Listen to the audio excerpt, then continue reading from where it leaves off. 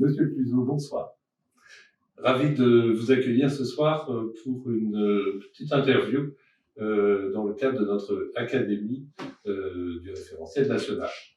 Peut-être deux mots, en tant que directeur général du CNEA, pouvez-nous dire un peu, nous présenter le CNEA et par la même occasion nous indiquer le SYNOVDES, quel lien vous avez entre le SYNOVDES et le CNEA, et nous dire deux mots du SYNOVDES.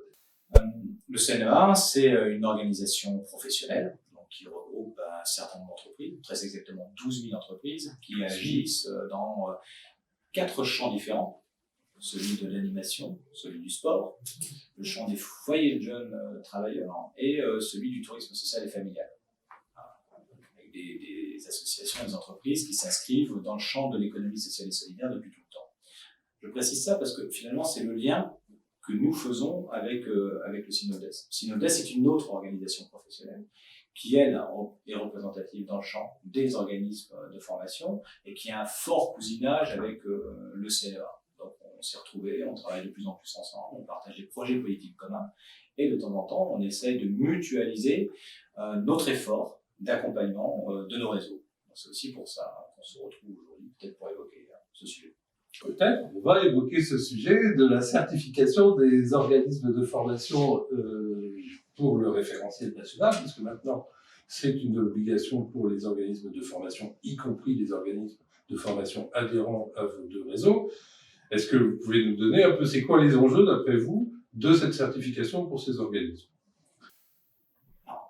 Il y a un premier enjeu qui est évident, c'est un enjeu de survie économique, puisque d'ici 2 ans, je ne suis pas certifié, je ne peux plus exercer ma fonction de prestataire de formation. Donc ça, c'est le premier enjeu.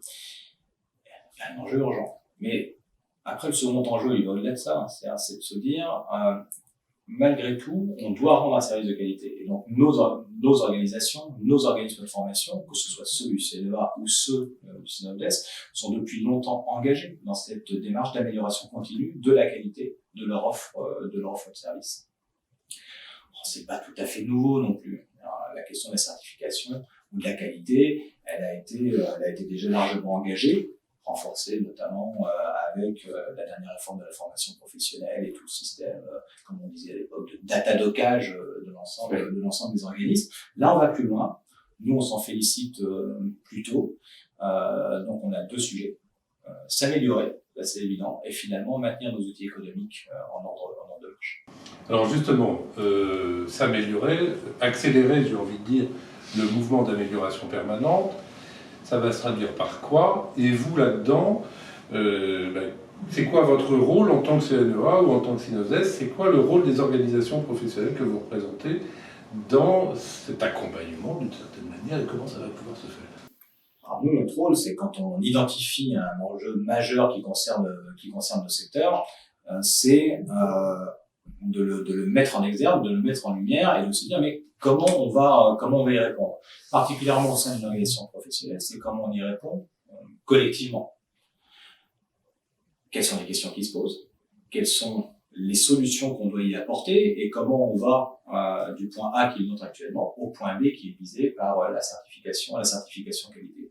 Donc, tout notre enjeu au CNEA comme au SYNOVDES, c'est de mettre en mouvement l'ensemble de nos adhérents pour qu'ils prennent conscience de cet enjeu extrêmement fort. Je dirais que c'est extrêmement facilement compris du côté du SYNOVDES où on parle directement des organismes de formation.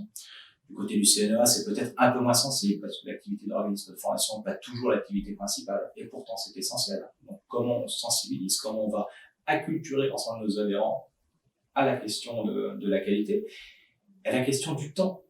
Parce qu'en fait, nous n'avons pas tant de temps que ça. 1 an. C'est extrêmement court. Donc notre enjeu, il se situe là. Et le service qu'on doit rendre à nos adhérents, c'est de les alerter et de mettre à leur disposition tous les outils qui vont les mettre en capacité de pouvoir répondre au mieux aux défis de la certification. Alors, justement, pour mettre en mouvement vos adhérents, vous avez souhaité signer un partenariat avec Certop Maïetica. Est-ce que vous pouvez nous dire un peu ça a quel sens pour vous? Et puis du coup, vous en attendez quoi? Et quels sont les services sur lesquels vous allez pouvoir vous appuyer dans ce cadre-là?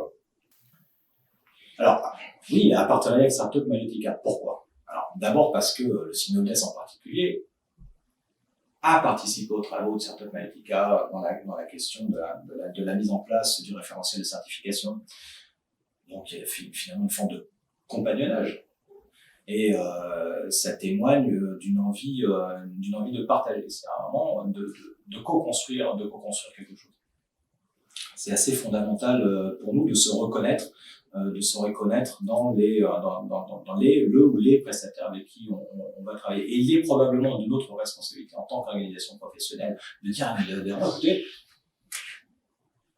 il y a plein de prestataires sur le marché, mais il y en a un avec qui nous on pense qu'on a intérêt à travailler parce que on a vérifié, on a validé que ces pratiques correspondaient à d'autres manières de voir. Michel Clésio, président du Synodes, qui n'est pas là, il insiste notamment beaucoup sur cette question des matrices d'impartialité. La question de l'impartialité que vous avez pu nous justifier tout à fait, qui est pour nous très important. Alors, attention, on n'est pas juge et partie, et ça, c'est absolument fondamental, et le rôle que nos organisations ont pu jouer dans tout ça. Par ailleurs, donc il y a cette forme de proximité finalement, de partage et d'analyse des enjeux de la qualité, de la manière de l'aborder. Et puis, il y a tout le travail qui est fourni par Startup Mayotica et qui permet déjà de déployer un certain nombre d'outils dont nos adhérents vont pouvoir se saisir pour se préparer à la certification. Vous pensez à quoi, par exemple? Alors, il y a les outils d'autopositionnement, c'est extrêmement intéressant. Les webinaires que vous allez mettre en place, qui vont pouvoir donner de l'information continue à nos adhérents. Il va y avoir aussi des forums aux questions que vous allez développer, l'académie pour laquelle on est en train de réaliser cette interview. Et puis aussi toute la capacité d'information, de journée d'information que vous pourrez diffuser à nos côtés dans l'ensemble de nos réseaux. Et par ailleurs, si nous décidons d'aller un petit peu plus loin et d'organiser des sessions de formation, de pouvoir faire appel à vos experts pour venir qualifier les responsables d'organismes de formation qui devront rentrer dans la démarche de certification rapidement. Donc c'est cet ensemble-là, c'est l'ensemble de cet écosystème que vous proposez qui est particulièrement séduisant et qui nous fait penser que nous remplirons mieux le rôle que nous devons avoir auprès de nos adhérents. Et puisque on évoque la notion d'amélioration continue, ce sera quoi le système de pilotage de ce partenariat et comment vous voyez une évaluation de ça, des effets de ça, et est-ce que vous avez prévu de peut-être revoir régulièrement les modalités d'action, de faire appel éventuellement à d'autres outils, enfin comment vous allez faire vivre ce système d'amélioration continue. Donc ça veut dire que nous, on organisera, mais avec vous, je n'en doute pas un instant, des retours d'expérience. Comment ça s'est passé? Est-ce que ça a fonctionné? Est-ce qu'il y a des choses à améliorer? Comment nous, en tant que syndicat d'employeurs, on peut améliorer le conseil qu'on a à vous donner pour parcourir cette question de la qualité? Donc l'idée, c'est d'avoir une espèce finalement de dialectique permanente entre ce qu'on va constater comme effet sur le terrain, le dialogue qu'on peut avoir avec vous, parce que je pense qu'on doit vous rendre compte de l'effet qui a été donné,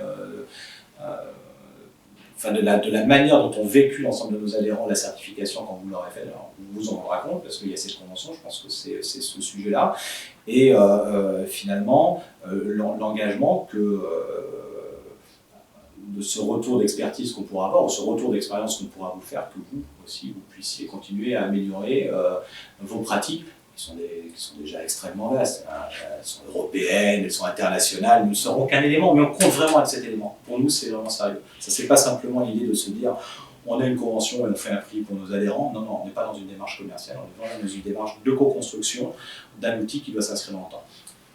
Écoutez, merci. En tous les cas, c'est ce qu'on espère tous les deux. Et je dirais nos deux organisations, nos 4 organisations en l'occurrence, puisqu'il y a bien le CNEA Synodes d'un côté et Startup et Mayotica de l'autre. Je vous propose qu'on se retrouve dans un an et puis on fera une autre vidéo de ce genre en parlant des résultats des efforts accomplis. C'est noté, dans un an, on se retrouve. Merci bien. Merci beaucoup.